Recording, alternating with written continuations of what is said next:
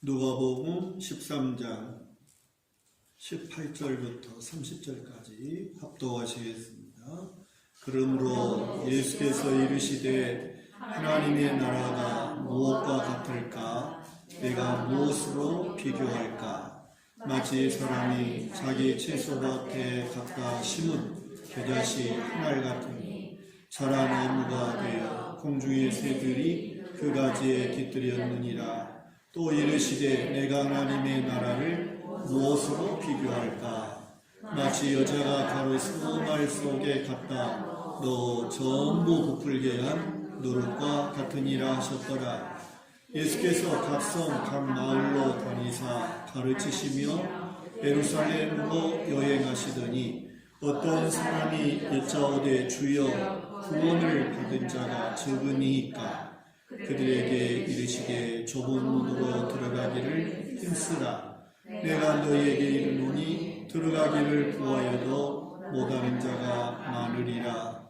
집주인이 일어나 문을 한 번 닫은 후에 너희가 밖에 서서 문을 두드리며 주여 열어주소서 하며 그가 대답하여 이르되 나는 너희가 어디에서 온 자인지 알지 못하노라 하리니 그때에 너희가 말하되 우리는 주 앞에서 먹고 마셨으며 주는 또한 우리를 길거리에서 가르치셨나이다 하나 그가 너희에게 말하여 이르되 나는 너희가 어디에서 왔는지 알지 못하노라.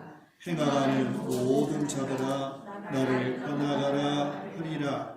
너희가 아브라함과 이삭과 야곱과 모든 선지자는 하나님 나라에 있고 오직 너희는 밖에 쫓겨난 것을 볼 때에 거기서 슬피 울며 이를 갈리라. 사람들이 동서남북으로부터 와서 하나님의 나라 잔치에 참여하리니 보라 나중된 자로서 먼저 될 자도 있고 먼저 된 자로서 나중될 자도 있느니라 하시더라. 아멘. 지난 주일의 말씀에서 예수님은 예루살렘으로 향하여 가시는 여정에 70명의 제자들을 앞서 보내시고 그 제자들에게 예수님의 그 복음을 전하도록 말씀하셨습니다. 그 70명에게 앞서가서 반드시 전해야 할 말씀이 무엇이었습니까? 꼭 전하라고 당부했던 말씀이 하나님의 나라가 너희에게 가까이 왔다고 해라. 할렐루야. 뭘 전하라고 했다고요? 하나님의 나라가 너희에게 가까이 왔다고 해라. 천국이 가까이 왔다. 그 천국을 이루시는 예수님, 하나님의 나라를 이루시는 예수님이 오셨다라고 하는 말을 반드시 하라고 말씀하셨습니다. 예수님의 이러한 말씀을 듣고 이제 70명이 2명씩 짝을 지어서 그 말씀을 전하러 나아갔는데 제자들이 참 놀라운 일을 경험했죠.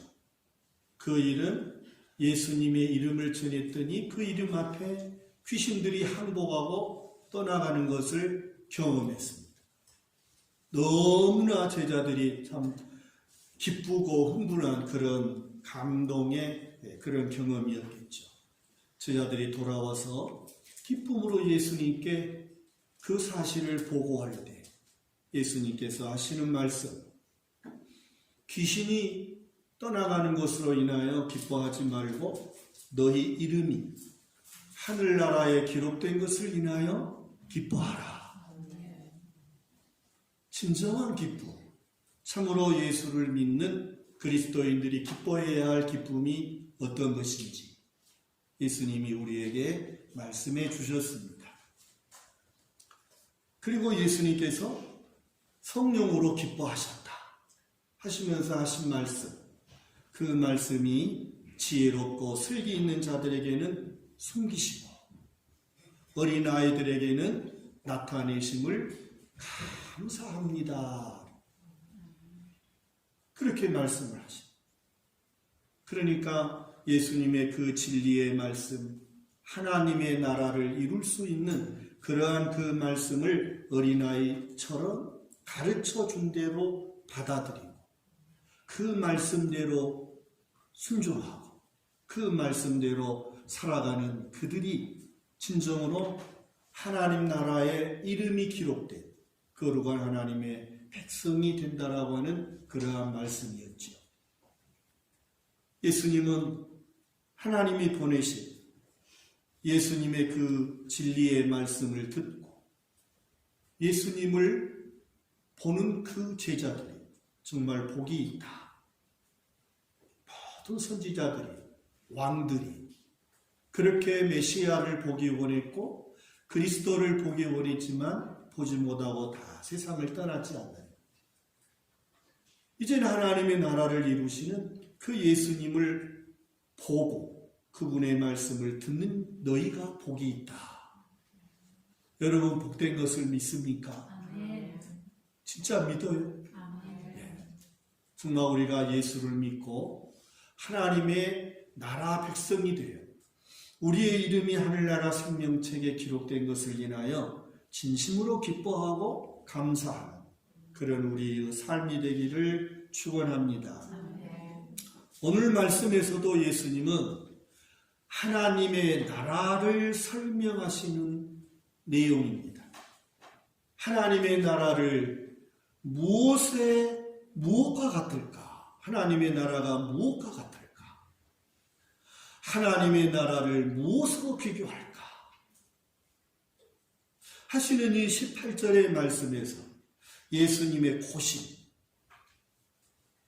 예수님이 어떻게 설명을 해야 할까 하는 그 예수님의 노력, 어떤 그런 마음을 느낄 수 있지 않습니까?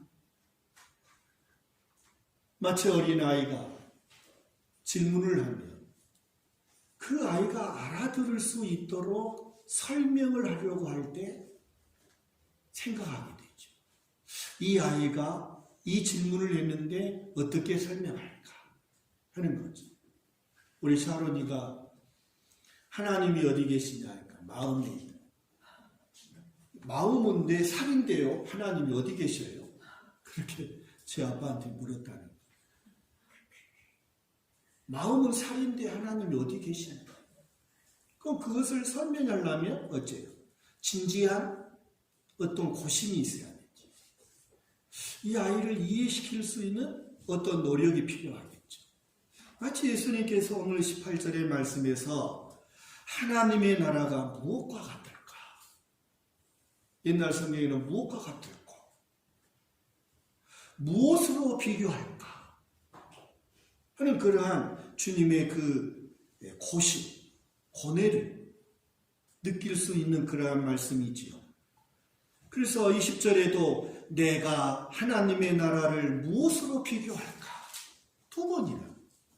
이처럼 예수님께서 하나님의 나라를 말을 해줘야 되겠는데 하나님의 나라를 무엇으로 설명을 하고 무엇으로 비교해서 말해줘야 이 아이들이 들을까?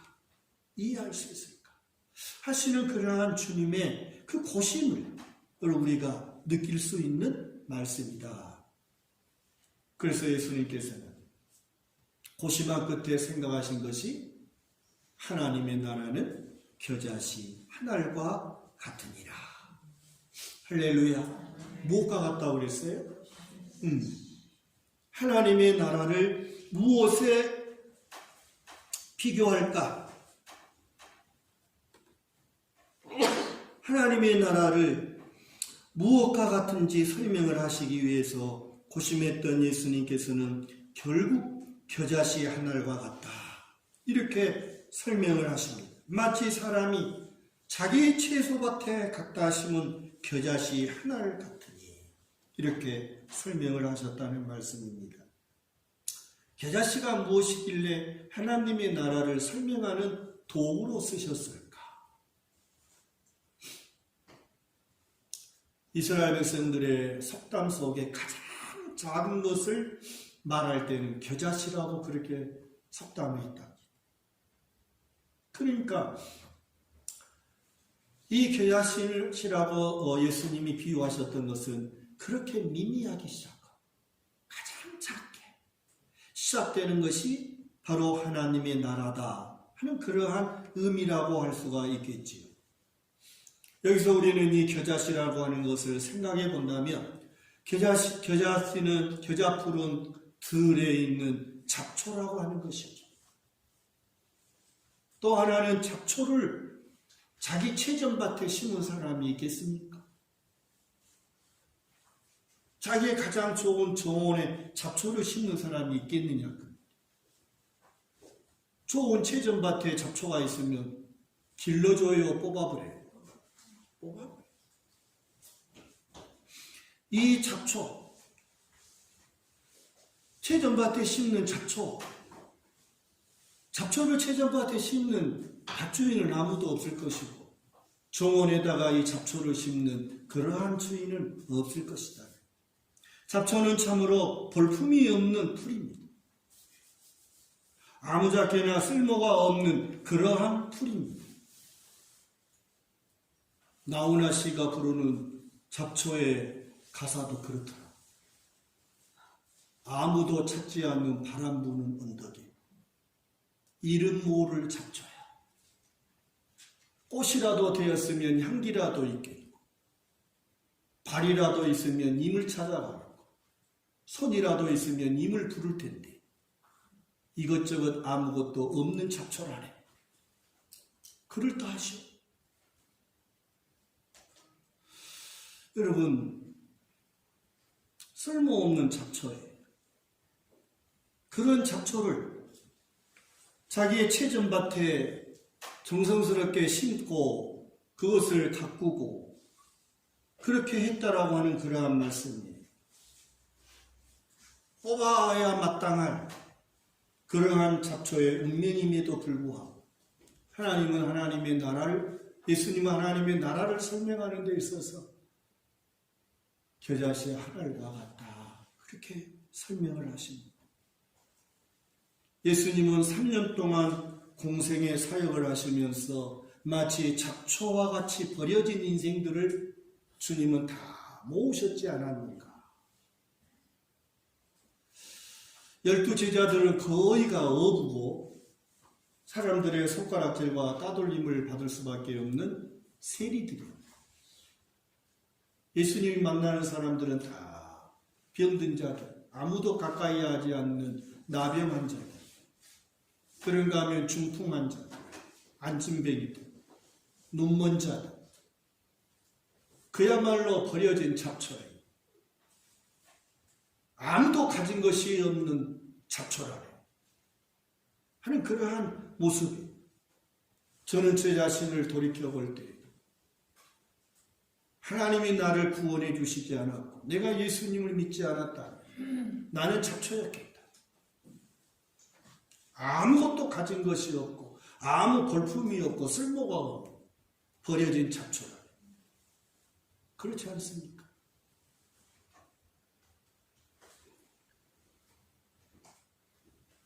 그러한 잡초를 채전밭에 심었더니 그 겨자나무가 큰 나무가 돼 거기에 새들이 집을 짓고 둥우리를 짓고 알을 낳고 새끼를 까고 깃들었다고 예수님이 말씀을 하십니다.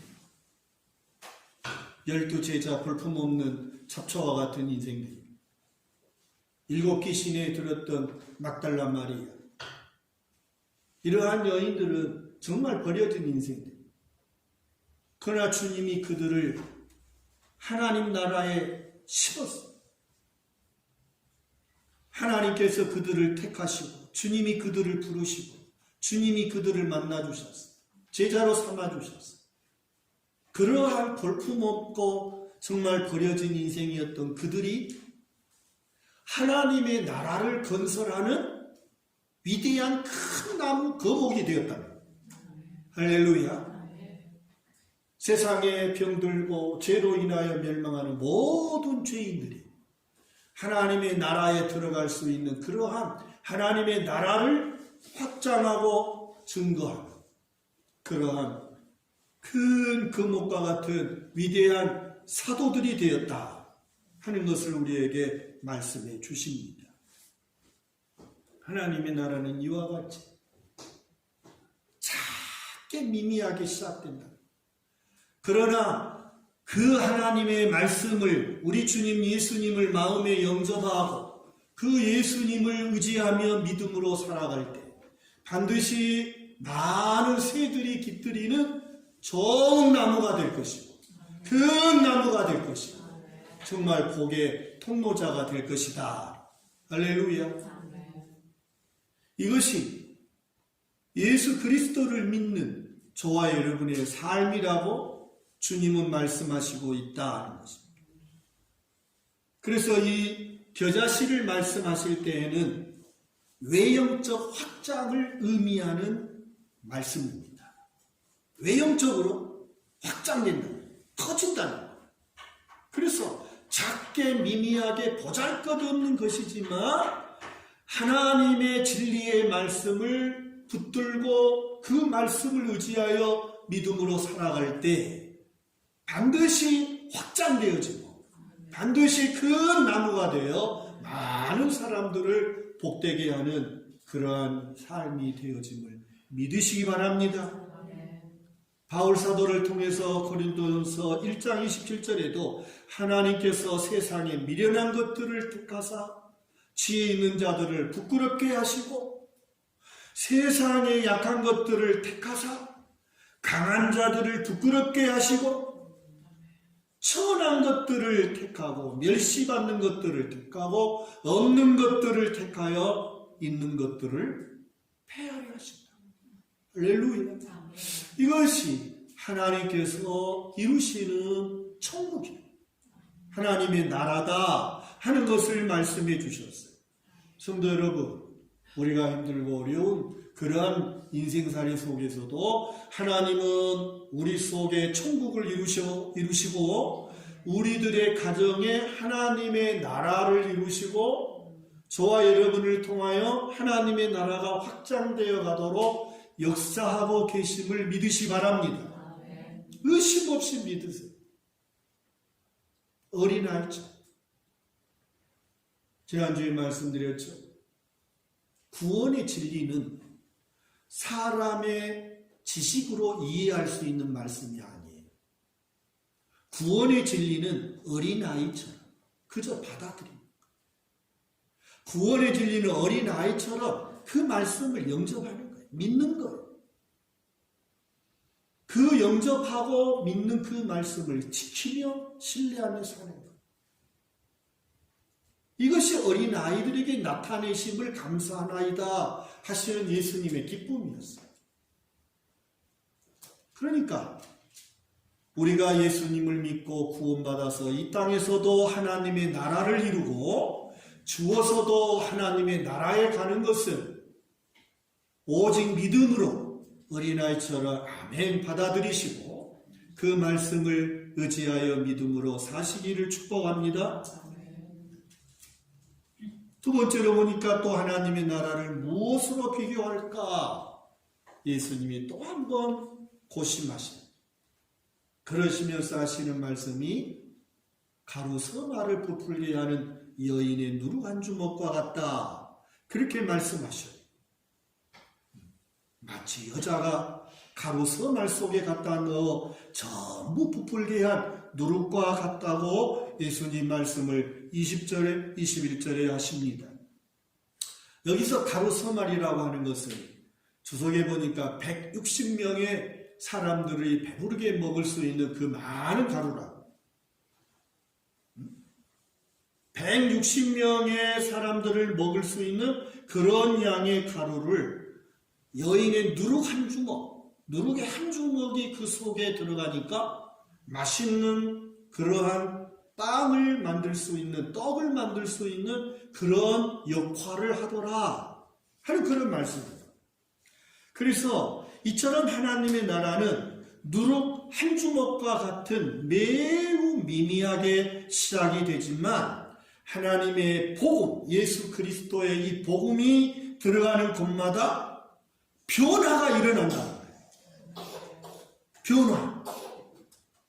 그래서 누룩은 내면적 변화를 의미하는 말씀. 겨자씨는 뭐라고 해야 돼요? 외형적 확장. 외형적 확장이에요. 그러니까 누룩은 내면적 변화.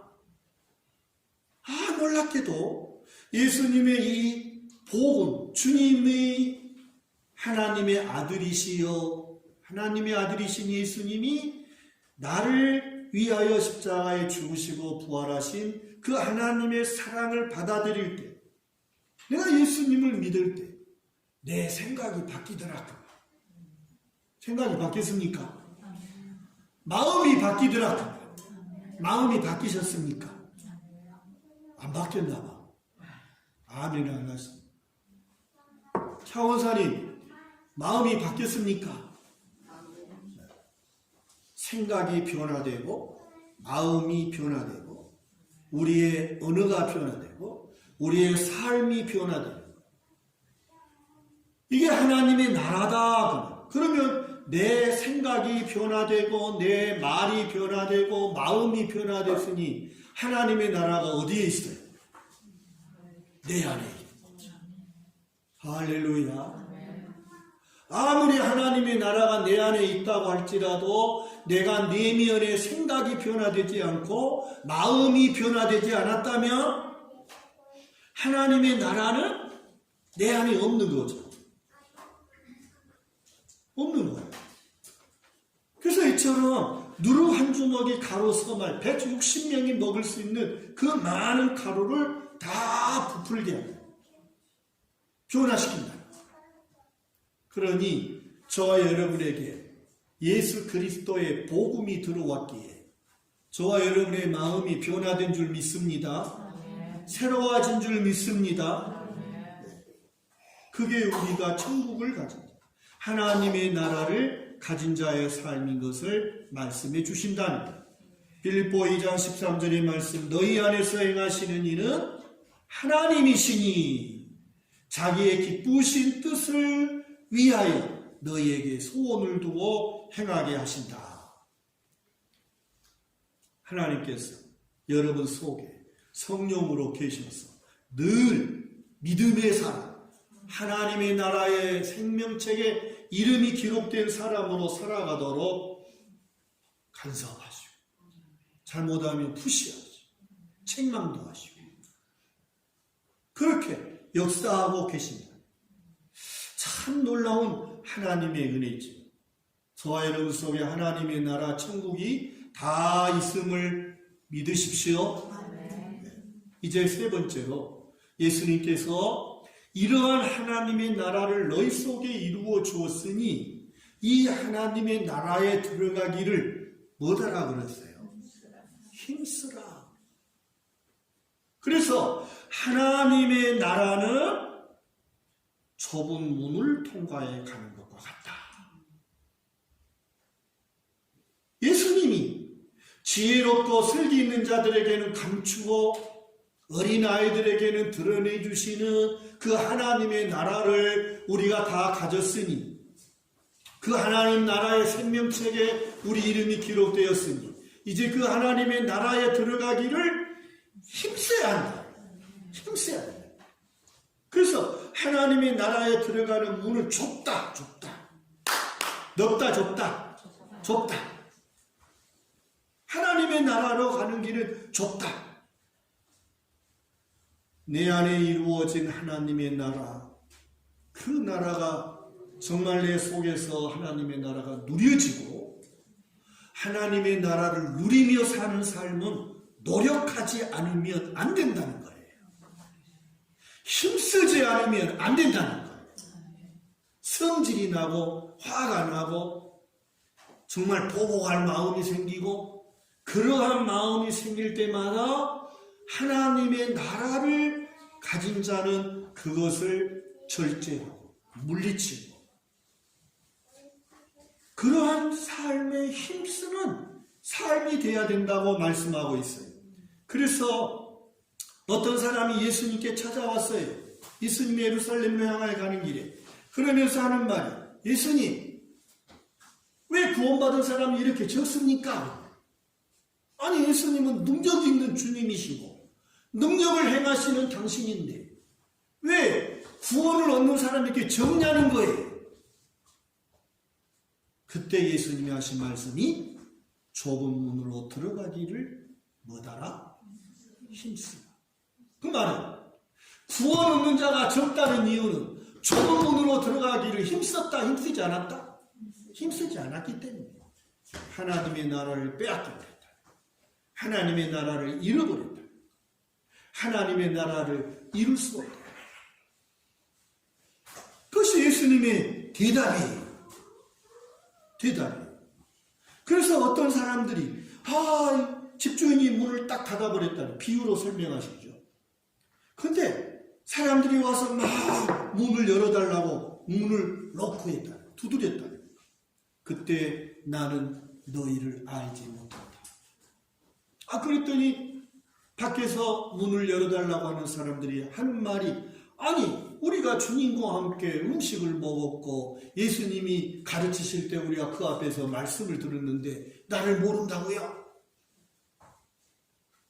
그랬더니 예수님이 뭐라고 그래요? 나는 알지 못한다. 너희가 어디서 왔는지 누구인지 나는 알지 못한다 하시면서 그들을 어떤 자라고 했어요? 그래, 행악자. 행악자. 악한 자다. 행악자. 그러면서 28절의 말씀해 보니까 밖에 쫓겨난 사람들이 슬피 울며 이를 갈는다는 거예요. 그래서 29절에 보니까 하나님의 나라를 무엇으로 말씀해요? 잔치로 말씀해요.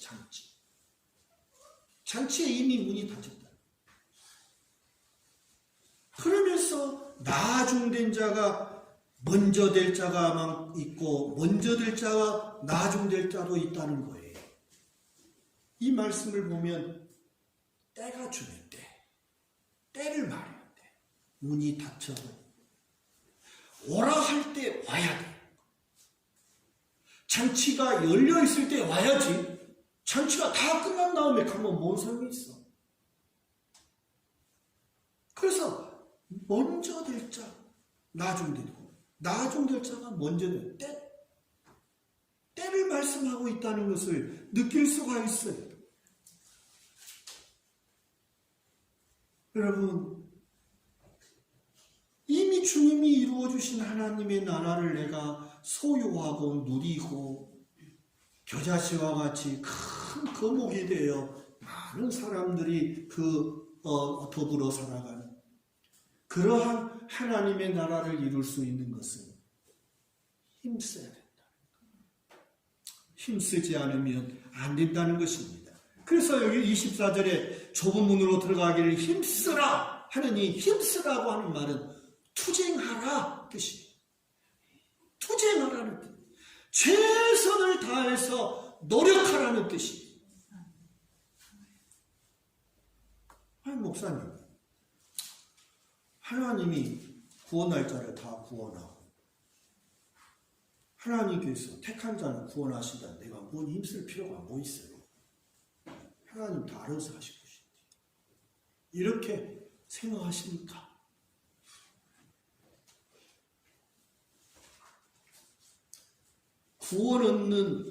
구원에 대해서는 두 가지를 성경은 우리에게 말씀합니다. 구원의 완성을 위해서는 반드시 두 가지를 알아야 되는데 이 두 가지 중에 절대로 한쪽으로 치우칠 수가 없어요. 구원의 진리, 우리가 구원받는 도리는 두 가지 속에 두 가지의 그 사이에 긴장감이 항상 있어요. 어느 하나에 긴장감이 없으면 안 돼. 그 두 가지가 뭐냐? 그 하나는 하나님 편에서의 절대적 주권이에요. 우리가 구원받고 하나님의 백성이 되고 하나님 나라에 우리의 이름이 기록되는 이 구원은 하나님 편에서의 절대적인 주권이 역사되어 있어요. 아멘. 그런가 하면 내 편에서, 나의 편에서의 나의 책임이 필요해. 하나님 편에서 절대적 주권으로 나를 구원하셨지만 내 편에서는 나의 책임감이 필요하다. 할렐루야. 그래서 이 성경에 보니까 이 구원을 반드시 이 두 가지의 적절한 긴장감이 필요해요. 적절한 긴장감. 하나님의 절대적 구원에, 하나님 편에서의 절대적 구원으로, 절대적인 주권으로 나를 구원해 주신 것도 확신해야 되고, 반면에 나의 최선을 다하는, 힘쓰는, 믿음으로 살려고 노력하는 나의 책임이 또한 필요하다. 그래서 이 하나님의 이 주권적 선택과 나의 책임적 삶이 긴장감, 조합을 이루어야 됩니다. 그래서 여기서 좁은 문으로 들어가기를 힘쓰라고 하는 말은 투쟁하라, 최선을 다해서 노력하라, 그러한 말씀이다면 고린도전서 9장 25절만 찾아봅시다. 이런 말씀이 많이 있어요. 고린도전서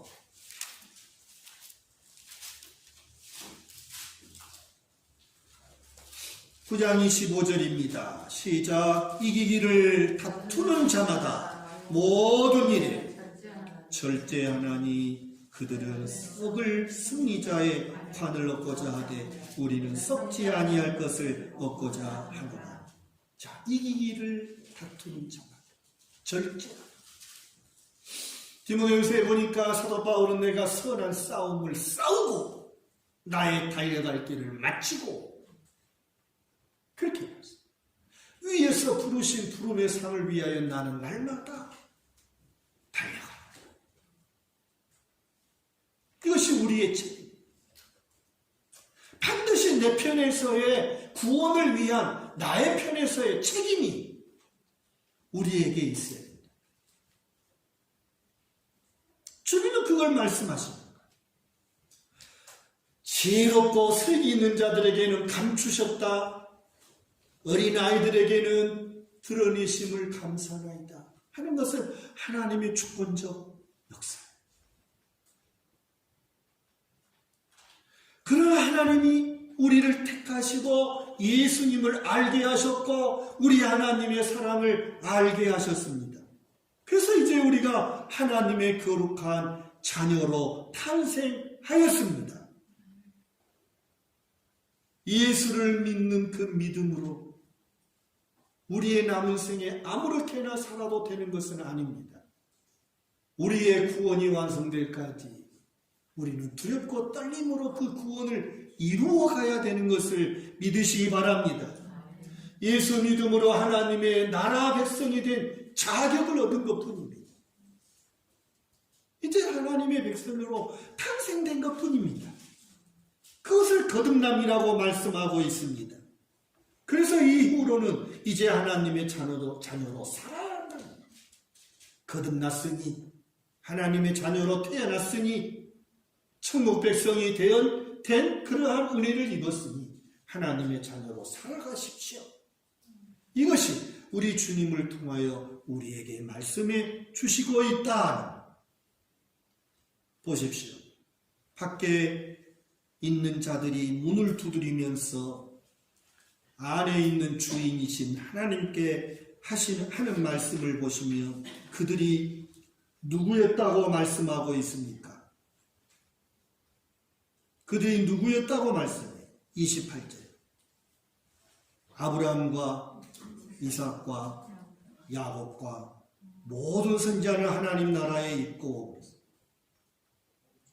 그들이 예수님이 가르쳐주신 말씀을 듣고 예수님과 함께 상에 앉아서 음식을 먹는 그러한 관계에 있었다 할지라도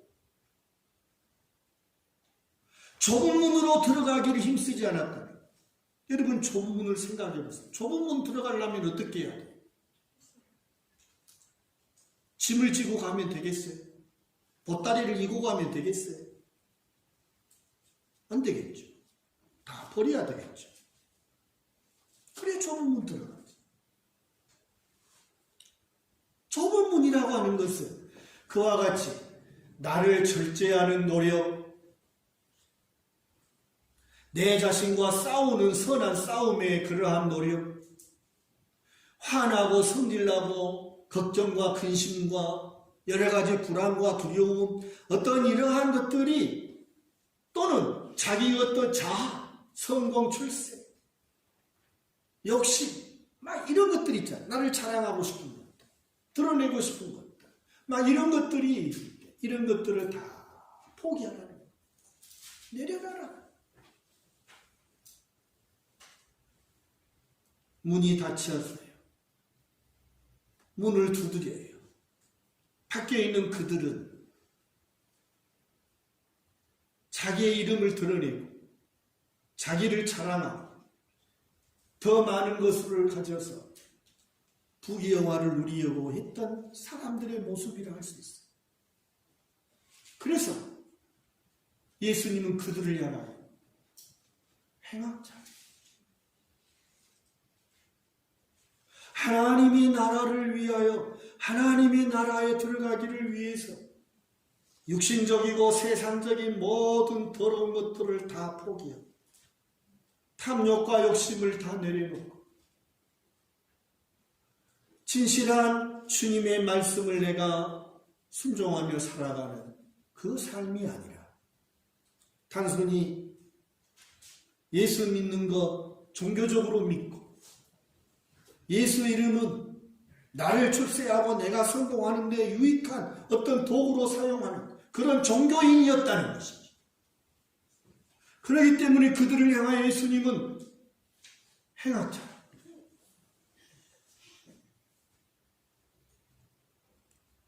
복음을 이용하고 예수 이름을 이용하고 그러면서 자기 챙길 건 다 챙기고 자기 욕심 다 부리고 자기 멋대로 자기 마음대로 살고 이러한 사람, 아무리 예수님과 함께 음식을 먹고 예수님이 가르치실 때 그 말씀을 들었다 할지라도 살지 아니하며 힘쓰지 아니하며 좁은 문이신 천국에 들어가기 위해 천국의 복도를 지키기 위해서 내 자신과 싸우고 나를 내려놓는, 자아를 내려놓는, 자기 교만을 내려놓는 이러한 삶을 살지 아니하며 아무리 먼저 되었어도 나중이다.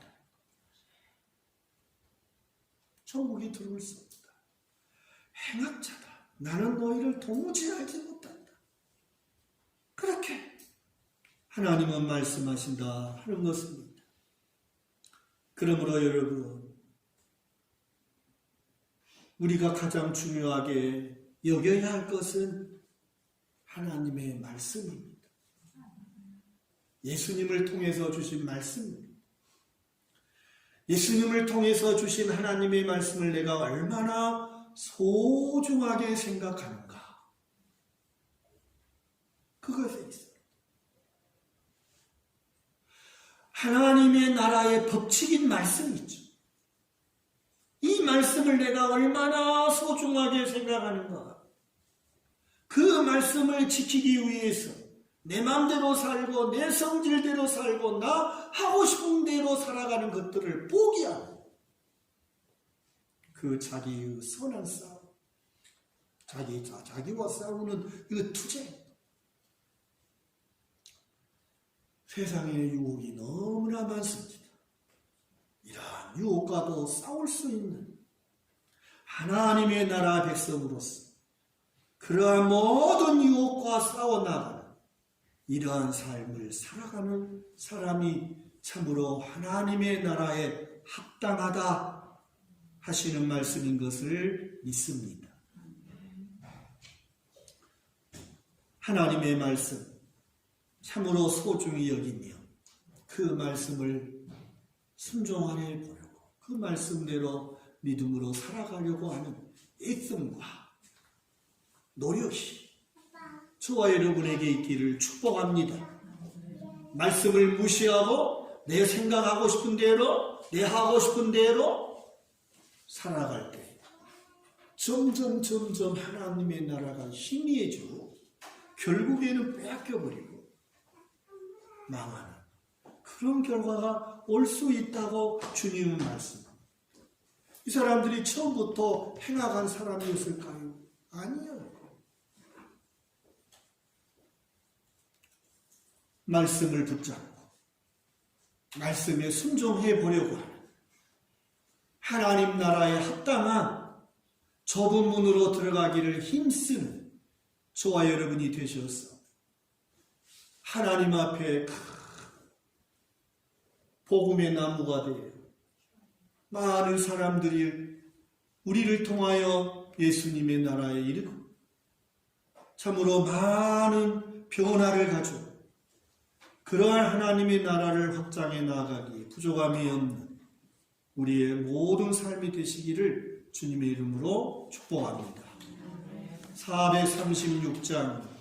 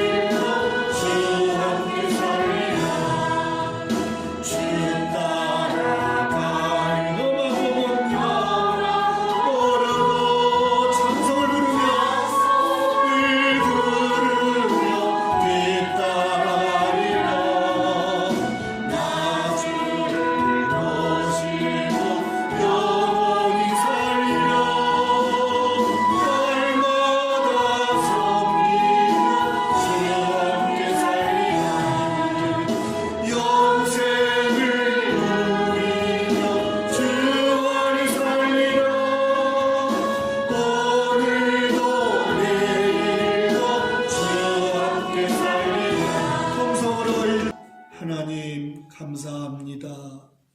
잡초와 같은 보잘것없는 종이지만 우리 모두를 하나님께서 택하여 주시고 하나님의 나라의 백성들로 심기워 주시고 하나님의 나라 백성으로 자라갈 수 있도록 은혜 베풀어 주심을 감사합니다.